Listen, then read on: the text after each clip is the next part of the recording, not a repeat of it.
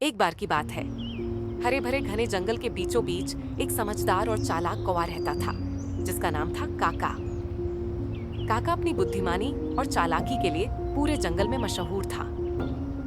एक दिन उसने देखा कि उसका प्रिय दोस्त मोती हिरण बहुत उदास और चिंतित लग रहा है। काका उड़कर मोती के पास गया और उससे पूछा, क्या बात है मोती, तुम इतने उदास क्यों हो? मोती ने गहरी सांस लेते हुए जवाब दिया, काका, मुझे इस जंगल में फंसा हुआ महसूस होता है।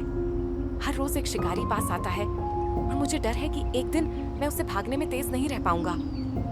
ये सुनकर काका ने कुछ देर सोचा और फिर कहा, चिंता मत करो मेरे दोस्त, मेरे पास एक योजना है।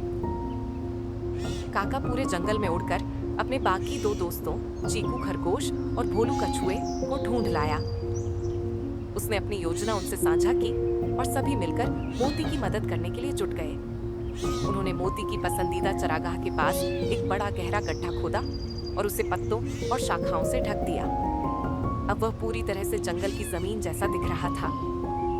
अगले दिन काका ने मोती से कहा कि वह गुप्त गड्ढे के पास ही चढ़ता रहे। जैसा कि काका ने सोचा था, शिकारी झाड़ियों के बीच से चुपके से आया। उसकी नजर मोती पर थी। जैसे ही वह करीब पहुंचा, उसने छलांग लगाई, लेकिन कूदते ही वह सीधे उस गहरे गड्ढे में जा गिरा। शिकारी अब फंस गया था और मोती सुरक्षित था। काका, चीकू और भोलू सभी गड्ढे के पास जमा हो गए और खुशी से चिल्लाने लगे।